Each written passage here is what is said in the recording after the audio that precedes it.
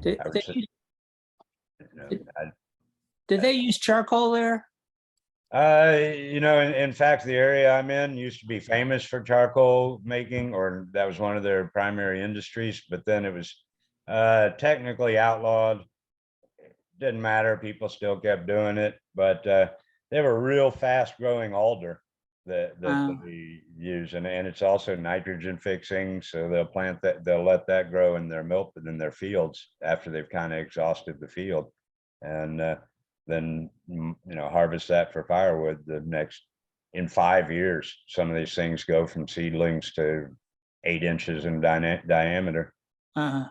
So and we'll see, a lot of the stuff I researched, the TEK and stuff like that, is kind of disappearing as we speak, as the economy changes and the whole socioeconomic scene, with remittances, which have bypassed, I think they're the greatest addition to the GDP in Guatemala, bypassed coffee and tourism.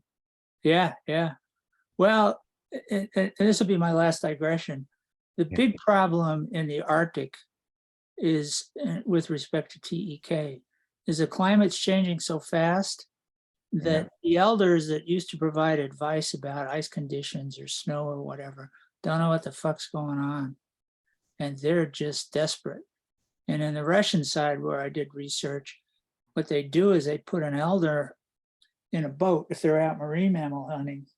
And he'd spend all his time looking at the mountains to see if wind had blown some snow up or something, because they're really worried when you're on the ice, what happens to the flows. And what they did is the elders stuck in the boat, and like all young men, if they were on the hunt, they didn't listen to shit, but they were then socialized that when the elder said, "Get your ass back here," everybody got back there. But they're throwing up their hands. We don't know what the hell's happening to our earth.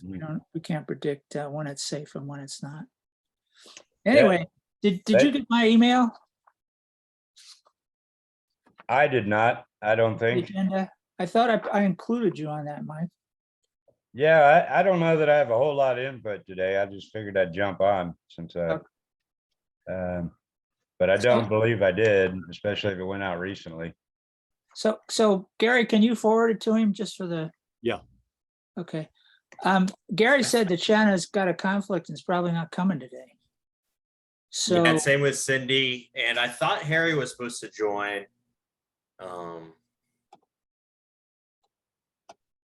I don't know if I should text him or something. Yeah, text him. Seems like he usually responds to somebody from BOEM texting him. Yeah, I talked to him last week. But so how do you want to do this, Gary? Do you just want to go through it? Do you want everyone who's had a chance to look at it, which I guess would be you and Dustin, want to comment on it? Do you want to have me narrate my intent? How do you want to handle it? One thing I wanted to ask you is, we want to prepare for your visit. Excuse me, by having the right software. So we've heard from Nichols that the SPSS that we have is version 27. Oh, wow. Is that okay for you think? Well, that's newer than me. So the issue, I'm going to have to talk to somebody. The only issue would be this: the newer versions, and I'm running on, depending on my computer, 19 or 21, because it's $6,000 or $2,500 a year, $3,000 to subscribe to it, and I bought it a long time ago. Anyway, to digress, the version 27 will actually run multivariate analysis that I like. They've added some stuff to the professional statistics. The only problem is I can create what they call spooler files, which are output files for, when I print out a statistical output for crosstabs or tables or whatever. Sometimes the what's called a save file, that is the actual program, will be grandfathered in. That's no problem. But sometimes they dick around with the spool of the printing files. So I'm gonna have to find out. Probably what I'll do is I'll send him a couple of spooler files and see if their version will pick them up and format them right. That'd be the only issue I have. But yeah, version 27 is sweet, and I'm really sorry I can't use it because I prefer it. Well, maybe another alternative would be you could update what you have on your end and charge and put that on your invoice as well. Well, that's $3,000. That's $3,000, huh? I'm happy to. Yeah. For two reasons. One is then I don't have to pay taxes. Yeah. And two, version 27, like I said, has some noticeable upgrade in what's called small space analysis or multidimensional scaling, which is something I've used for quite a while. And I even tried to get a program package up. Harry was going to have somebody take it out of Fortran 4G, but that never happened. So probably I don't really then I probably don't have authority to really say we can throw 3,000, but what about this? If when you got to Nichols, if we were running 27, would that kind of throw you off balance or since no, like I said, it shouldn't, except for spooler files. Okay. And so what I'm going to need is a couple of things. And I'm glad you brought it up so we can talk a little nitty gritty here. So the first question I have is, do you want to have everyone on a monitor hooked up to the systems version of SPSS while I show people how to write the program and how to manipulate it and all that kind of stuff? Do people want I mean it makes a difference if it'll stick with you a little bit longer if you've got the tactile experience and navigating through it. And to do that, so you need a computer lab with the monitors and obviously with access to the server, so you get the server version.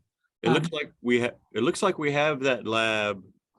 We have the SPSS on several of those computers. One thing is that on campus, we usually use PC, and I have a feeling you use Mac.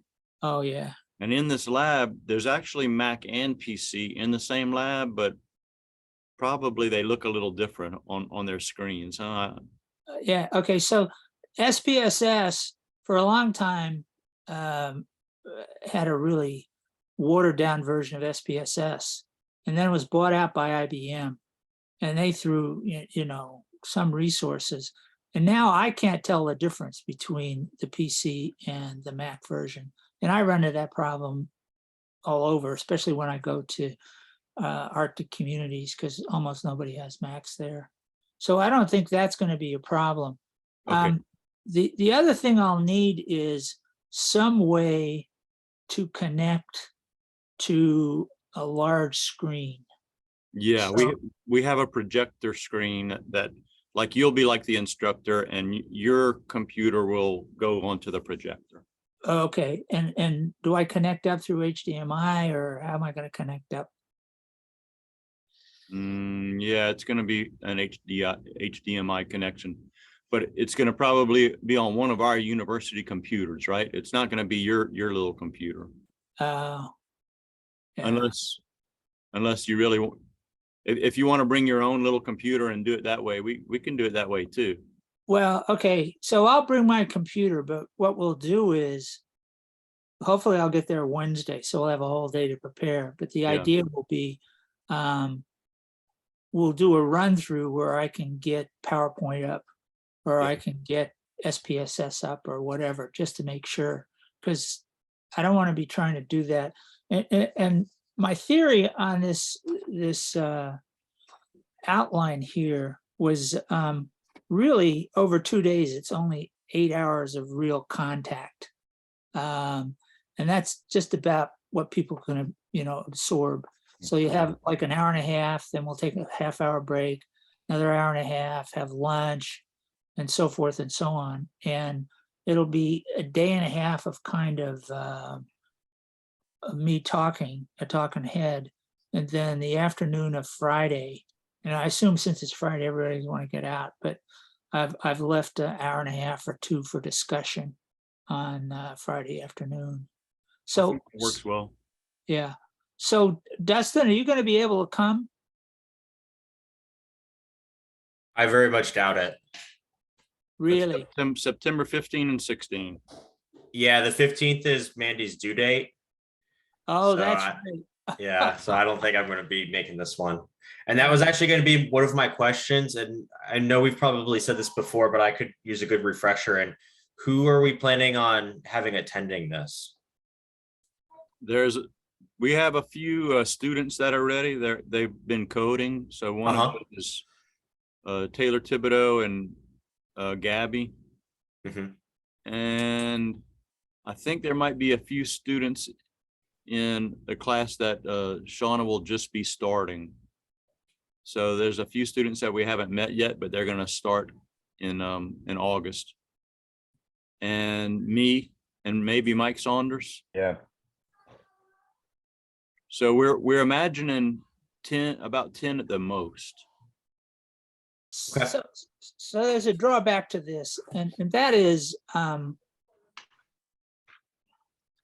don't expect from this training session people are going to be facile in SPSS.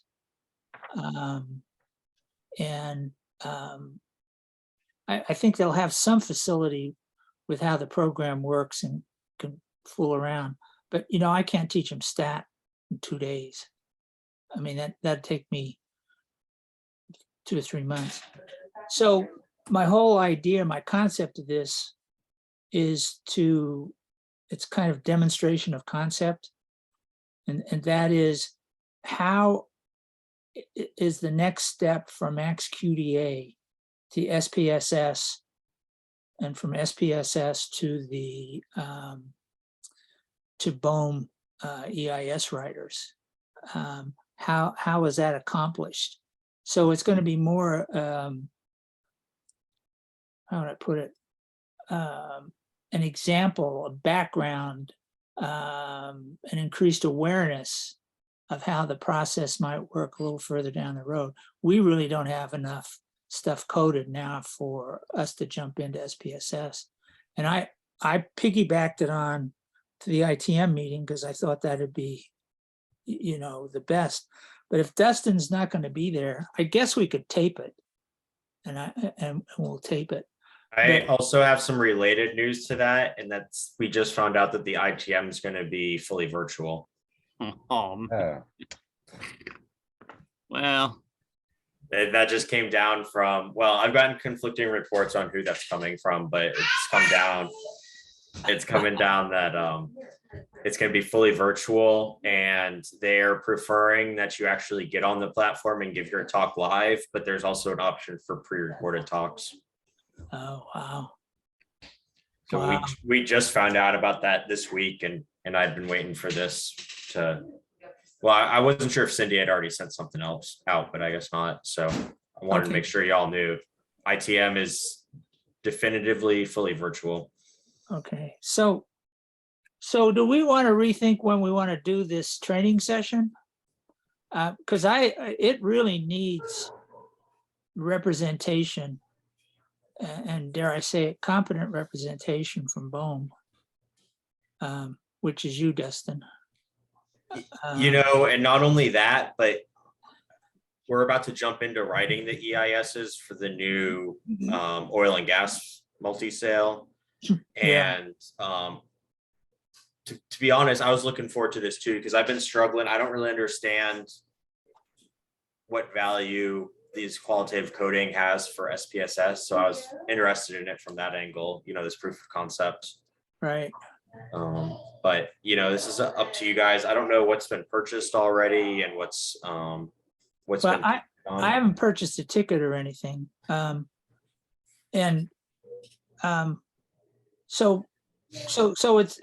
it's a critical concern to me that BOEM understand what's going on.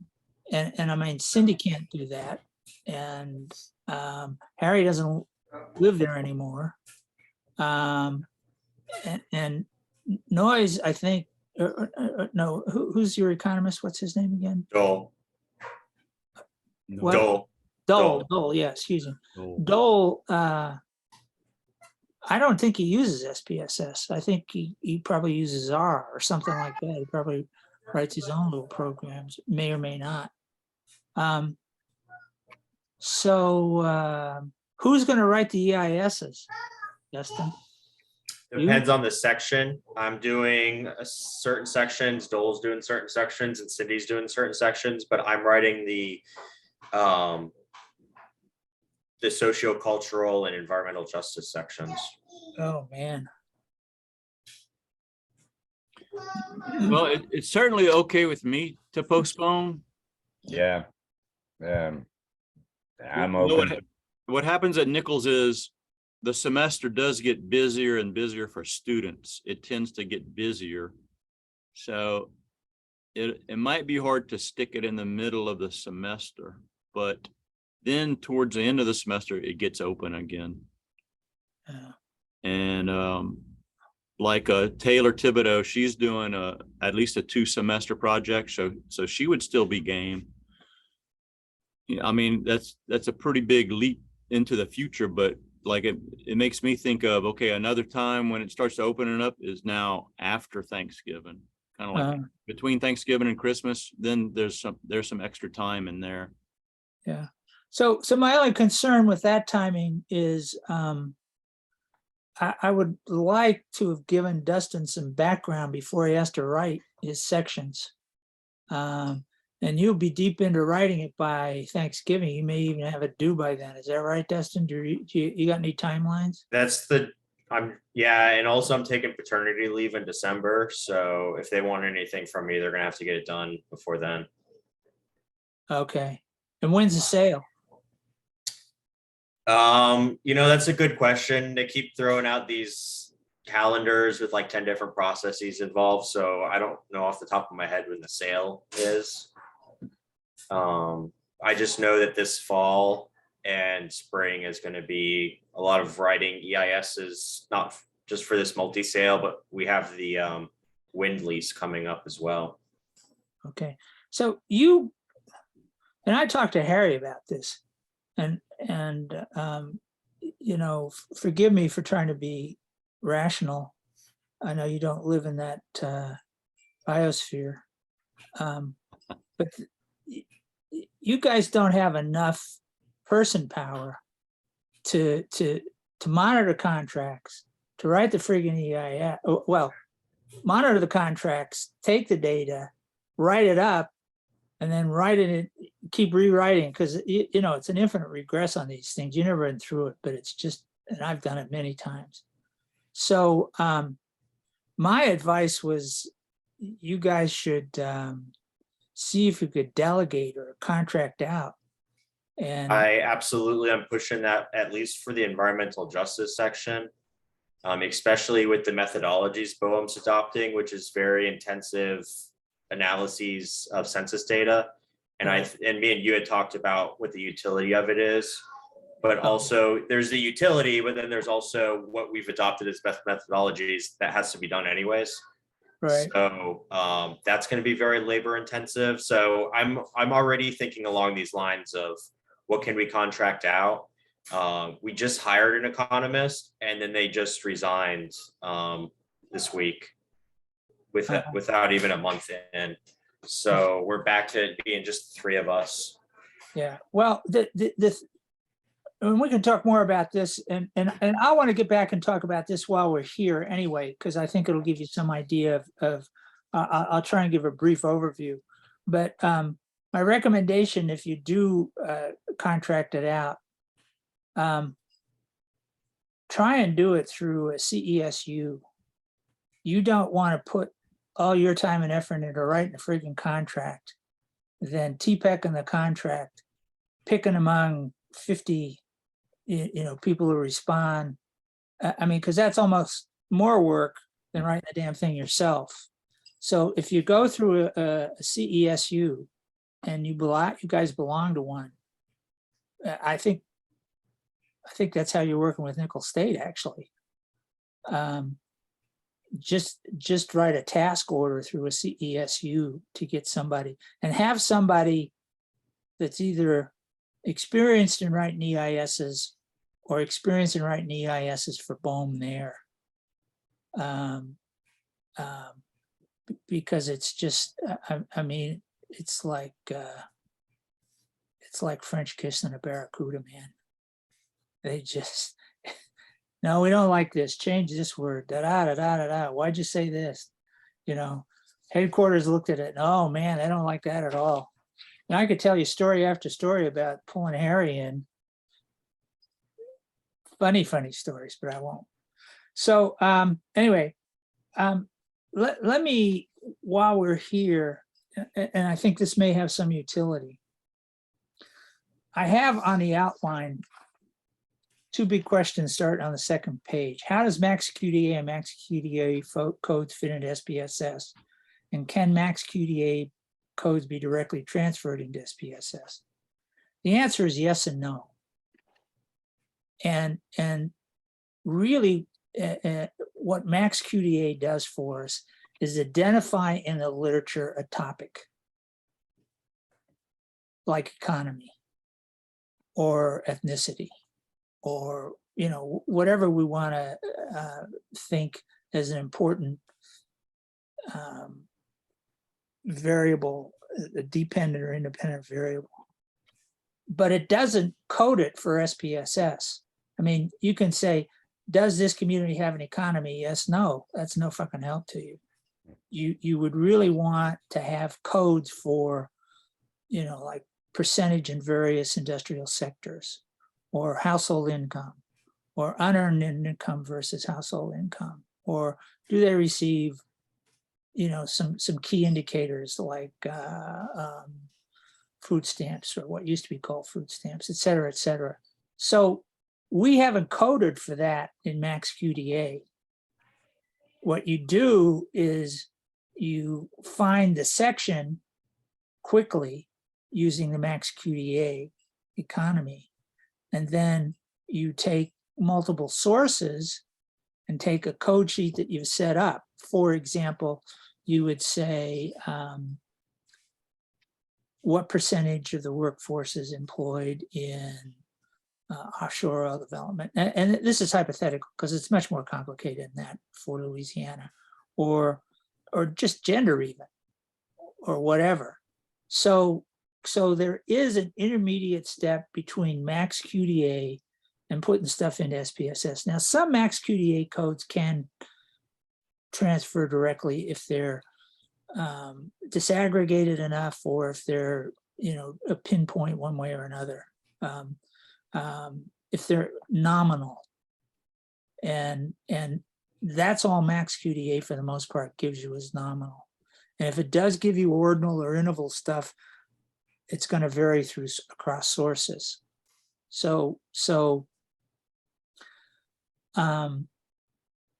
what I see MaxQDA being able to do is, for certain topics, it allows you to go immediately to the source, find that topic, then code it in an SPSS format. And those codes will be entered into a Excel file. And then somebody who knows how to write SPSS will write an SPSS, what's called save file. It's a system file that will import all that stuff. And why do you want to go to all that trouble? Well, you want to go to all that trouble because if you're going to talk about environmental justice, you need to know, in terms of covariation, what covaries with residents nearby a chemical plant. Is it Black households? Is it Hispanic households? Whatever.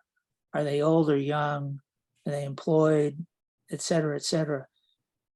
As we talked about with your accurate analysis of the NOAA and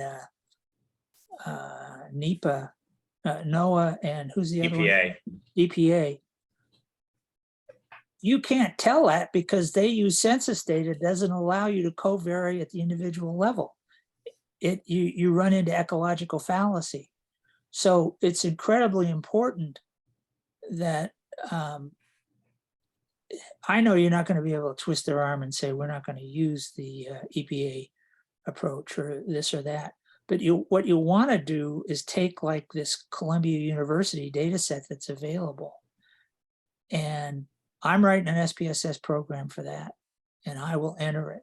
Or the Huma dissertation, if we can get her to give us the redacted of individual identifiers file, then we can co-vary that, you know, find out who's being impacted and how and why. So SPSS is going to be, in terms in the near future, what would I call it? A substantial contribution, but it's not going to be the foundation of how you do the analysis. You won't be able to do that until you set up your own survey research efforts, where you go out and you contact people and you collect from the same individual or the same household, depending on whatever your unit of analysis is, the data you want, then you co-vary that. That's not going to happen for quite a while, if ever. And that's just the way it is. Somebody has to make that argument to upper management, but you know, I mean, that's like running into a mountain of tapioca. So that's how I see it. That for the analysts at BOEM, we'll have certain data sets that are Louisiana or Gulf Coast specific, especially related to Katrina or to the Deepwater Horizon or whatever, where there are some data sets out there, some of which we have access to, that allow you to provide some backup analysis. But also, all this applies not just to, you know, environmental justice, it applies to all the social cultural stuff. And I will send you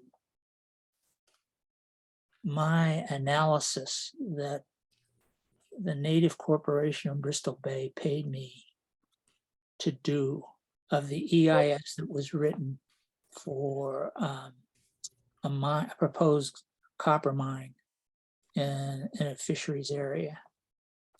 And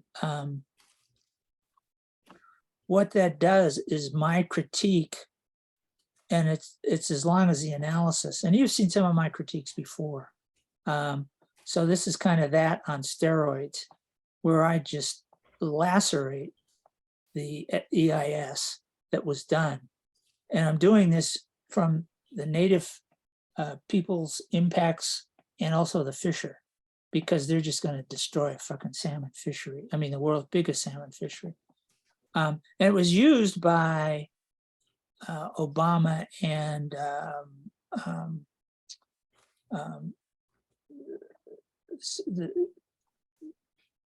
what's the Civilian Corps of Engineers?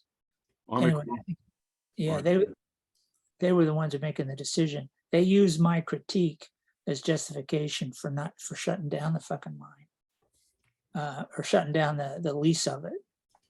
It came back, and it's kind of an iteration, because there are big money vested interests that want it to happen.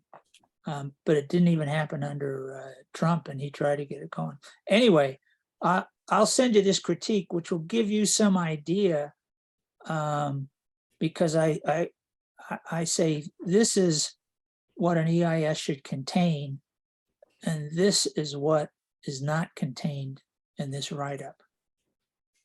And so that'll give you, and I'm going to ask you to keep it confidential, because it was paid for by the native lawyers, and they, it's really what they own. It's just for your information. So for the workshop, are you going to need data sets, or do you only need a group of coded literature for our workshop? Well, for our workshop, I was planning to use because I've been in the process of writing the Columbia University, because I have their data set. I'm writing the SPSS program and bringing their data set in. Their questionnaire was inadequate, to say the least. But so for our workshop, I was going to give you examples of stuff that I've done, samples of stuff that are directly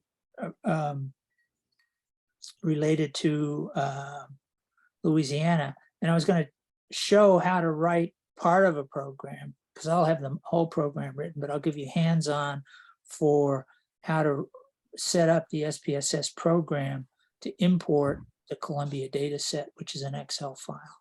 Okay. And people would have had that. And I've also got Hammerling's data set, which I was going to use.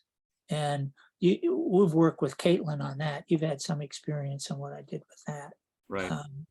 So I had plenty of, and then I was going to take the Max QDA codes and show how I would change, how I would transition from the Max QDA code to an SPSS code book.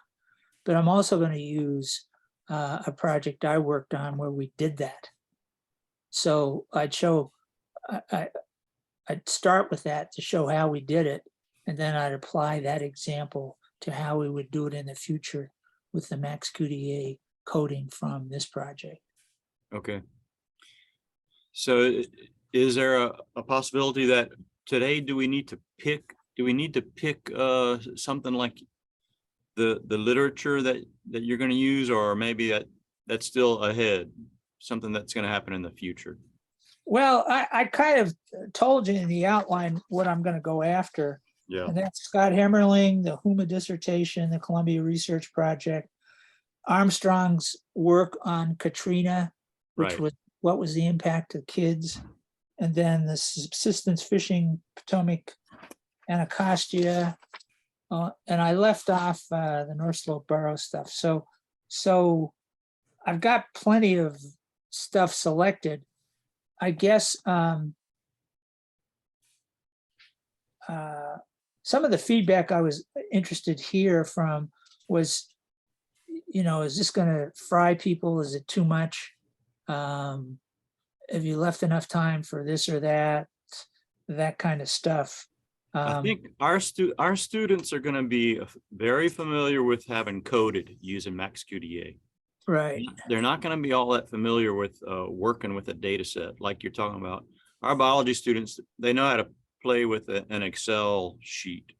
I mean, so they've done a little bit of data stuff, but not a data set like you're talking about. But I mean, I think they're ready to learn that if you're ready to spoon feed it to them. Yeah. And it's going to be that. I mean, it's going to be, an ice cream sundae. It's not going to be a 4-course meal. And that's simply because obviously we don't have time. But the whole idea is actually, I'm pessimistic that people are going to come away with the skills to apply this right away. But I really want them to be aware that this is a process and that it's a critical process if you really want to understand what impacts of offshore oil development are on local communities. And I've read some of the BOEM EISs, and they are awful. My apologies to Cindy and Harry and others, but I mean, they just, and as Harry points out continually, I can't take my experience from other areas and apply it directly to Louisiana, because Louisiana oil and gas are like fundamental acts of the society. They're like breathing. So the people that are getting hammered most by the impacts of offshore oil development, and I'm not just talking spills, but I'm talking, being sited next to a chemical plant and all that kind of crap, are the people that defend it the most, because that's the only decent paying job they've got access to, that or, a subsidiary industry. So it's a really tough sell And I get indirectly from Kathleen and others, HOMA are not going to criticize the oil and gas industry. I mean, and they're the ones hammered most by it, simply because they're so dependent upon it. Yeah. And So I don't know if you can see the gallery right now, Don, but Primo's in on the call, and John Primo, maybe, I don't know if you know what Dustin knows about the TMI. What do y'all call it? ITM? The ITM. I was just letting them know, we had just found out that the ITM is going to be fully virtual. I And didn't know that, Dustin. Wow. yeah, that's what we've been told. And so, and with that, the due date for my baby was also at the same time as his ITM. And we were planning this workshop around the ITM, so I wasn't gonna be able to make it. But now that it's gone virtual, we're thinking about maybe delaying this or changing the dates of this workshop.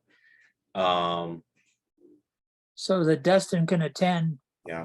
And I don't know, John, if you want to attend, virtually or in person, but we really need some representation from BOEM to take home the message, how we transition from max QDA to SPSS and how that transitions into the EIS or the NEPA process. So today, John, we sort of said maybe we should postpone our workshop that we're talking about right now. It was scheduled for September 15 and 16. Yeah. And so, but And it was going to be, I was going to fly in to the ITM and then just drive down to Nichols after that, but it doesn't make any sense for me to fly in for a virtual Right. ITM. And so that I thought gave us more flexibility. Now the problem is timing, because Dustin also said that there's multiple sales going on soon, and he's going to be right in the EIS. And he's taken December off for paternity leave. So he'd need to get it done before, it'd be important to be able to give him some background help. Although as we also discussed, That's soda, folks. It's a bottle. I'm in the middle of my lunch and I saw the thing came through, and I was actually eating salmon as Don was talking about salmon. So I just didn't want people to think I was drinking beer on the job. It's a glass bottle of Virgil's root beer, and it looks like beer. well, but John, I spent a good part of my early formative years in the Haight-Ashbury. So, you could have been shooting up between your toes. I don't care. And that's where they did it, really. Less track marks. Anyway, so I don't know, and John, maybe you can be some input into this. I don't know how the 3-person crew in Bowman, Louisiana can be COTRs and write the friggin' EIS, Right. do the research and all that crap. It's just not, it's not possible. Yeah. You bring up a great point. It's not lost on us. So we talk about it too much. It's not just there, it's throughout the Bureau, but we're not, a lot of as you probably know, Don, a lot of the bureaus and agencies are short-staffed in social science. So, and we have pinch hitters come in with other disciplines and work with us and stuff, which helps and doesn't help. And,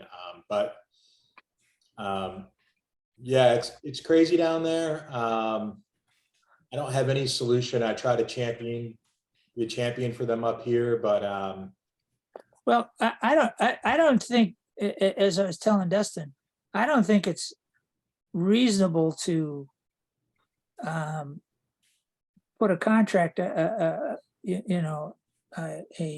SOW out to contract the work out, because it's as much time and effort to write the SOW, to TPEC it, do all that kind of crap. My advice was to try and get a task order to one of your CESUs It's somebody that What- has the background, has the experience, and could just on an ad hoc basis, without a lot of overhead. I'm missing the jump. Dustin, is there a jump that I'm missing? Is there a particular, this wasn't for the SPSS workshop, was it? What was, This was talking about how it might be applied to an EIS and the ways in which it might impact, you know, what kind of labor needs to go into the EIS. how what might be applied? This. The SPSS analyses. Okay. Yeah. So, and Dustin, I don't know if you're in on our discussions, but I guess BOEM and Department of Interior or whatever has selected the EPA NOAA approach, which is absolutely insane and corrupt. But I think since you're going to have to use it, it'd be useful to use some of the SPSS analysis that can be conducted now with the available data to supplement the environmental justice write-up. And I think it'd be crucial because, and I don't know, maybe we ought to have a Zoom meeting where Dustin and I go through what they're doing for environmental justice and how it's completely inadequate on a statistical basis to achieve what's demanded of an environmental justice write-up. So anyway, I don't know. It seems to me that it's just, even with the change of administration, things haven't gotten any easier for you guys. Just and who's the CESU?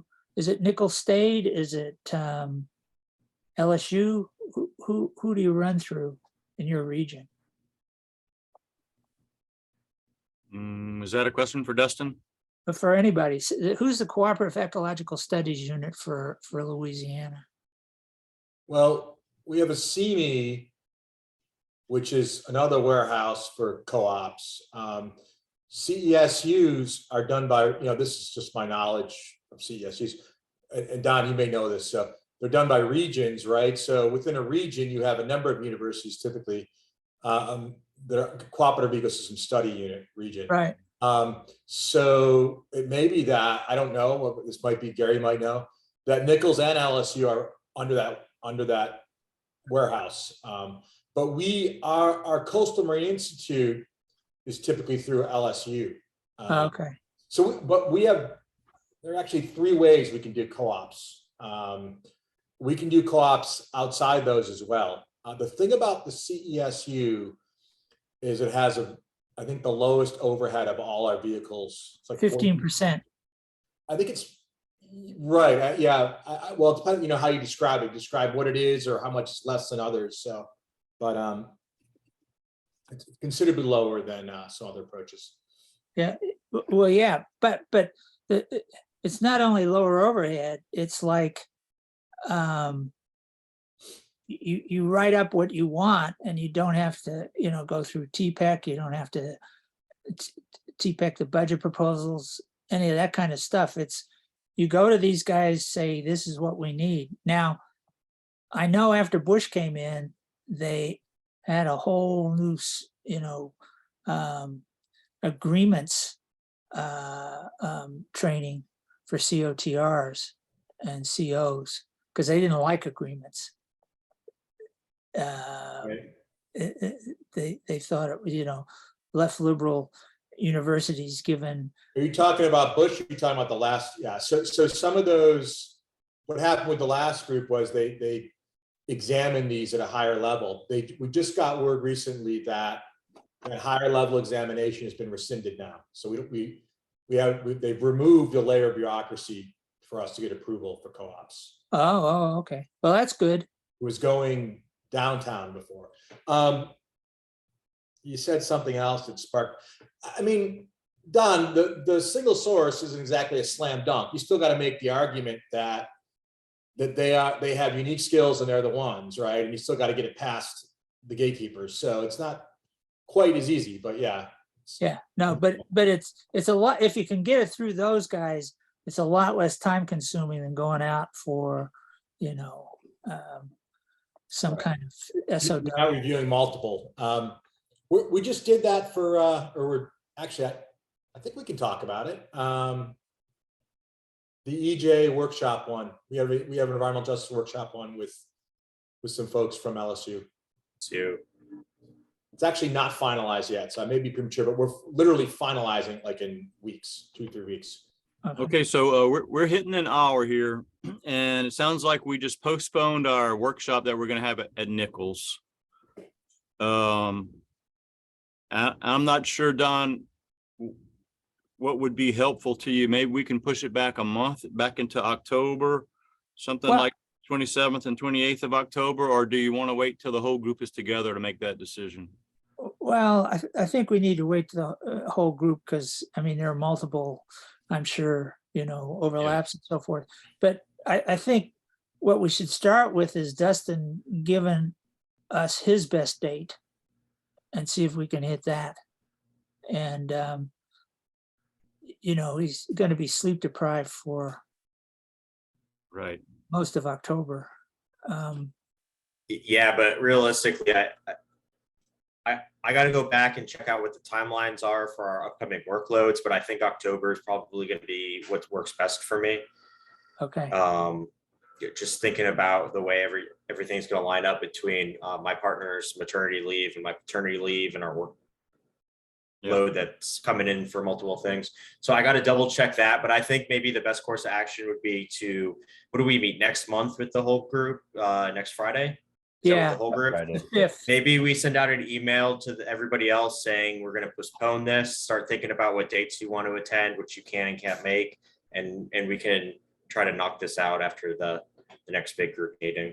Okay, so let me, I'll write up a little paragraph or two of what happened at this meeting.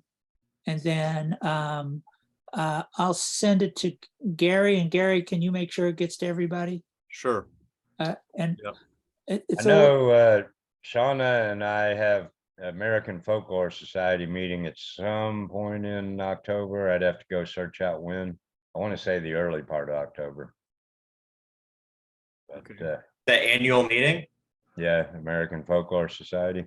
that's not in the not in spring. Not in what? That's not in spring.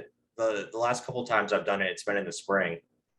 Okay, maybe this is something else. I thought it was in October. I'll have to go back. This is in Tulsa. Maybe it isn't the American Folklore Society. Oh, sorry, American folk. I'm sorry, my mind's on the Louisiana one. That's the one in the spring. Yeah. Okay. Okay, that sounds good. And Don, I did want to say, you know, I liked the agenda. From my end, I thought that nailed what I wanted to get out of this. okay, that's good feedback. John, are you going to be able to participate in this down the road, even if from a Zoom? Don, I just saw the agenda, like, that's what sparked me, like, that I hadn't been to a meeting a little bit, and I saw it, and so I'm going to defer and talk to Cindy, but I can very well participate. I think it's more a matter of timing for me, but it's literally news to me too. I didn't know anything about it until I saw your agenda, so thanks for sending it. Okay, so I'm trying to get the message across to as many people in BOEM as possible, especially in people that are in the process, you know, and have to make decisions on this. So I think if you can attend, or even attend part-time via Zoom or whatever, that'd be great. And the only problem is, my concern is this: I don't want to add another level of expectation and workload to something that's already impossible for Dustin and that unit. So it's a balancing act between what I think is really important to include in an EIS, and especially EJ, and what's really doable given the resources and time available. And this may be a more long-term effort in raising awareness, then we'll actually have a big payoff in the short term. It kind of depends on how things go. But, That's what I was gonna say is, the utility I see in this is I'm just starting at BOEM. And so understanding what sort of tools and analyses are out there is something that might pay off much further down the road. But I'm not gonna know how to advocate for those sorts of things unless I know more about them from things like this workshop. So that's where I see the utility in this. I don't think it's going to contribute to something I'm writing in like a month or two, but I'm just starting out. So, but I think that even on this project, when you start through that, there's stuff been written up in analysis I did for Hemmerling and Caitlin and so forth. I can shoot you stuff that's already been done or do a little additional stuff. The other thing I'd want to point out for Gary, and we've got 5 minutes, but Mike and others, is that I was also going to focus on, there's various flavors of EIS. And if you're a group, and I obviously work from the anthropological, who am I committed to? The people I work with, which were mostly Alaska Natives. You can set up the EIS process so that, one, it's much more transparent. Two, in terms of environmental justice, it's more inclusive in how decisions are made, so forth and so on. So I think that background for people, and I don't know if there's anybody from HUMA or whatever, but I think for those people that want to be involved in environmental justice, the key leverage is really the flavor of the EIS you've done. And I haven't talked about this here before, but I was going to put a little bit of that in the workshop. That would be very useful for our students. Yeah. Yeah, sure. Environmental studies students or environmental science students, it's a real help, because that really tells them how to structure the EIS project so that their information has the most leverage in the decision-making process. That sounds great. Yeah. And yeah, I can tell you stories about industry guys threatening my ass. Literally. Unbelievable. So, okay. So I guess we'll meet again on the 5th. I'll put something together by tomorrow or the weekend and get it to you, Gary, about what happened here, about issues for consideration. And then we'll all get together on the 5th. Okay.